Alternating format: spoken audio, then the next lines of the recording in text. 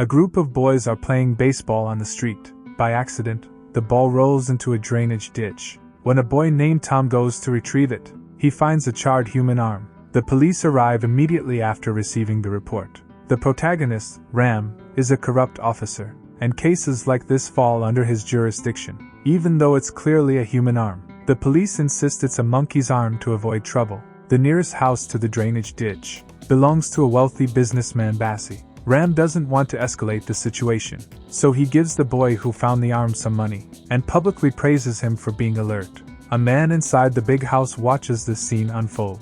He knows the police will brush it off. Today, I'm going to talk about a high-rated crime thriller, Sector 36. The police take bribes to cover up crimes. Laws and human rights take a backseat when money is involved. Ram, the deputy police chief, is living large off dirty money. One day, a man named John comes to the station to report that his 14-year-old daughter went missing after her exams. He begs Ram to send officers to search for her. No bribe, yet expecting the police to help? Wishful thinking. Ram pulls out a few bills from the stack he just collected and tries to shoo John away. But John has only one daughter and keeps pleading for Ram's help. Ram tells him to post her photo in the hallway. The police will look into it when they have time. Only then does John notice the hallway walls are covered with missing girls' posters. To make sure his daughter stands out, he pins her photo in the most visible spot. Will John ever find his child? Prem is a servant in the wealthy businessman Bassi's house. Every weekend, Bassi leaves town to party, leaving Prem alone in the huge mansion. John's missing 14-year-old daughter? Prem has her. Prem has a twisted hobby. After he's done with his victims, he dismembers them, even selling some organs for profit. It's a full-blown black market operation. Most of the missing children on the police station's wall probably ended up in Prem's hands. Prem gets away with his crimes because the police turn a blind eye. One night, while Tom is out buying groceries, he runs into Prem, who's hunting for his next victim. Prem lures him with chocolate. Lesson learned: never take candy from strangers. Tom begs, "Let me go, my dad's a cop." But Prem couldn't care less about the police. Prem has a wife and daughter of his own. So how did he become a child-killing monster? Flashback to 15 years ago. Young Prem cowers in a corner. The greasy man bringing him food is a predator who preys on boys. The man runs a butcher shop. As soon as a customer leaves, he assaults young Prem. Pushed to his limit, Prem grabs a cleaver and swings. Once, twice, 3 times, until the predator lies lifeless in a pool of blood. Traumatized, Prem's mind twists. He becomes just like the monster who hurt him. After dismembering Tom, Prem keeps the meat for himself and sells the kidneys to his regular buyer, Chote. Their conversation makes it clear. This is a well-established trade. Under cover of darkness, he dumps the remaining body parts into the same foul-smelling drain. That same day, Bassi returns home and receives a mysterious phone call. After discussing business, Bassi asks a girl named Chimki to come over the next night. The young girl dresses up at home, ready to meet her employer. But instead of a life-changing opportunity, she is brutally murdered. Since the police ignore missing children cases, Prem becomes even bolder in his crimes. Within just a few days, 9 more children disappear. Posters searching for the missing kids are plastered right outside the police station. A few days later, the town celebrates a festival. Chunki's father, holding his daughter's photo, approaches Ram, asking for help to find his daughter, who hasn't returned home in 4 days. She never came back after visiting the wealthy businessman Bassi. Ram tells him to confront Bassi instead of relying on the police. Chunki's father snaps. "Isn't finding people your job? You get paid for doing nothing. If this happened to your daughter, you'd understand." Ram threatens, "Want me to beat you black and blue?" As if cursed by Chunki's father's words. After Ram finishes his performance, he finds his daughter being carried away by a masked man near the restroom. It's Prem. When spotted, Prem drops the girl and flees. Furious, Ram hands his daughter to his wife and chases after Prem. Hurting his daughter is like tearing out Ram's heart. He chases relentlessly, nearly catching Prem twice. But his lack of fitness lets Prem escape. Only then does Ram notice the walls covered in missing children posters. Now he truly understands the pain of those parents. If he hadn't acted in time, his daughter could have ended up like one of those missing kids. Meanwhile, a panicked Prem returns to his hideout, where his accomplice scolds him for targeting Ram's daughter. Realizing he messed with the wrong man, Prem plans to send incriminating recordings to his allies. If Ram identifies him, those tapes contain damning secrets. Ram rushes to the hospital to check on his daughter. His wife's scolding hits hard. You can't even protect your own child. How can you protect others' kids? You're a father. Go catch that bastard. Her words awaken both his paternal instincts and his duty as a police officer. That night, he tells Chunky's father to come to the station the next day. He'll take the case personally. But Prem's gang doesn't stop.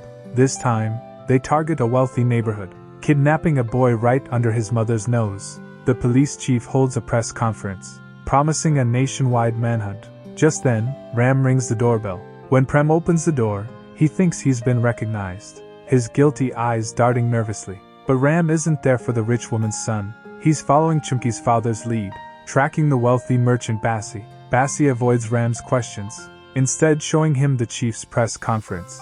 Your boss and I were college roommates, he boasts. He's the son of the home minister, a political heavyweight. By flaunting his ties to the chief, Bassi tries to pressure Ram with power. His servant Prem also claims Chunky never visited, so Bassi denies any involvement. He has no idea about her disappearance. Just then, Chunky's father bursts in. He kidnapped my daughter. That bastard ruined her. He raped her. Bassi can't stand being insulted in his own home. How dare you come here and shame me, and accuse me of rape? You're the one who sold your daughter for money. Ram listens, realizing there's more to the story. Why didn't he say this earlier? Before, Chunky's father claimed she worked here as a secretary. She's no secretary. She's a call girl. Her father sold her. I pay him 30,000 rupees a month, and even more for her. Ask him yourself. I've been supporting their whole family. Ram is shocked by Bassi's words. What kind of father would sell his own daughter for money? Chunky's father, now flustered, starts stammering. Furious, Ram confronts him right in front of Bassi. Seizing the chance, Bassi calls his old friend, the police chief, and complains about Ram. Ram gets an earful from the police chief over the phone. Prem, watching from the side, sees it all. Even as Ram leaves, Prem can't resist mocking him. Prem acts so bold because he knows Bassi has his back. Even if he causes chaos, his boss will protect him. The kidnapping of the rich woman's son makes headlines. Reporters swarm the police station for live updates. Ram asks the police chief to track a SIM card, a lead in Chunky's disappearance case. But the police chief has all officers searching for the rich kid. He says, "Who has time to care about the poor? Chunky's just a prostitute. Why bother?" Ram says, "No matter what she was, she vanished from Bassi's house. The rickshaw driver took her there last." The police chief says, "Those kids don't go missing. Their fathers sell them. So drop the Chunky case. If you want a promotion, help the rich woman solve this high-profile kidnapping, and you'll go far." He warns Ram, "Don't drag Bassi into this, or else you'll regret it." Will Ram give up on Chunky's case? Back at the office, he's too upset to work. His two subordinates notice his mood. The rickshaw driver who took Chunky to Bassi's house is still locked up. Ram orders his release. Keeping him won't help, but when returning the driver's phone, Ram stops. Why would a rickshaw driver suddenly buy a new phone? He checks the call log. Only one contact, Prem, Bassi's servant. There's even a missed call from him. Ram realizes the driver won't talk without pressure. After getting a confession, he heads to the police chief's office, requesting Prem's arrest. Every time Bassi wanted to see Chunky, this rickshaw driver took her there. That night, he dropped her off as usual, but after 2 hours, she never came out. Later, Prem, Bassi's servant, gave the rickshaw driver a phone and told him to get rid of it. He also instructed the driver to say that Chunky had gotten off at the train station if anyone asked. In reality, the phone belongs to Chunky, but the greedy driver keeps it for himself instead of disposing of it. Ram requests the police chief to arrest Prem, Bassi's servant, as he is clearly the prime suspect in Chunky's disappearance. After hearing this, the chief orders his subordinates to prepare a suspension order. Ram is no longer fit to be his subordinate. Meanwhile, the missing rich kid is successfully found by the police, setting a record for the fastest case resolution. After being suspended, Ram spends his days watching Prem's every move. He notices a round-faced man on a motorcycle frequently visiting Prem, and their relationship seems suspicious. One day, Ram's colleague invites him for a drink and shares news. The chief has been promoted and transferred for solving the kidnapping case, meaning Ram can return to duty. Then, the colleague recognizes someone, the same man who stood by the ambulance the night Ram's daughter was taken and who transported her to the hospital. Ram takes a closer look and realizes it's the same round-faced man who's been meeting Prem. If they're accomplices, That ambulance was likely used as cover for kidnapping children, since no one would suspect it. Ram also discovers the round-faced man is a pharmacist working at a pathology lab, owned by the wealthy businessman Bassi. Could this mean Bassi is behind the kidnappings and organ trafficking? That night, Ram and his team abduct the round-faced man. After a couple of slaps, he confesses, Prem kidnapped Ram's daughter, and he only drove the ambulance. It seems Ram's suspicions were correct. On the day Ram returns to the police station, he meets two chiefs, the outgoing one and the newly appointed one. The new chief, impressed by Ram's record, shows him favor, while the old chief feels uneasy, knowing Ram won't drop the Chimki case. The old chief immediately calls Bassi several times, but the new chief, unfamiliar with him, isn't swayed. He cares more about results. Ram takes the new chief to where the round-faced man is held, but when they arrive, he's already gone. The guards had stepped out for food. With their key witness missing, their only hope now is the rickshaw driver's testimony. The new chief orders Prem's arrest immediately. With the chief's backing, Prem is brought in that same night. The moment he sees Ram, he admits his mistake. He shouldn't have targeted Ram's daughter. Had he known her identity, he would never have kidnapped her. Clearly, someone powerful is pulling the strings. Prem then tries to provoke Ram. Remember the day you cowered in front of Bassi? If Ram reacts in front of the new chief, his plan will backfire. But Ram isn't the reckless man he used to be. When asked if he knows Chimki, Prem remains eerily calm. She's dead. I strangled her with my own hands. Even Ram didn't expect him to confess so quickly. But why kill her? As a servant, Prem has fragile self-esteem. Women like Chimki humiliate him, stepping on his pride. He reenacts the crime scene, strangling Chimki from behind. In his excitement, he spills another secret, killing a sleazy man in his youth. Ram asks how he disposed of Chimki's body. Prem doesn't hide it, describing in detail how he dismembered and dumped her. I may not be handsome, but I'm not stupid. Corpses stink if left indoors. Tossing them in the sewer, they bloat and float in days. So he bagged different body parts and buried them, dumping the rest in city drains. Ram suddenly thinks of someone, the round-faced pharmacist. The two are close, even conspiring to kidnap Ram's daughter. Ram suspects they're trafficking organs. Prem fumes, thinking the pharmacist ratted him out, so he admits it. He assaults victims, eats their flesh, and sells usable organs for money. The chief is horrified. This monster doesn't just kill, he also eats their flesh. After tasting human flesh as a teen, Prem couldn't stop. He craves it every few months. Once, he resisted for a year for his daughter's sake, but the hunger won. The missing children on the posters? Mostly eaten by him.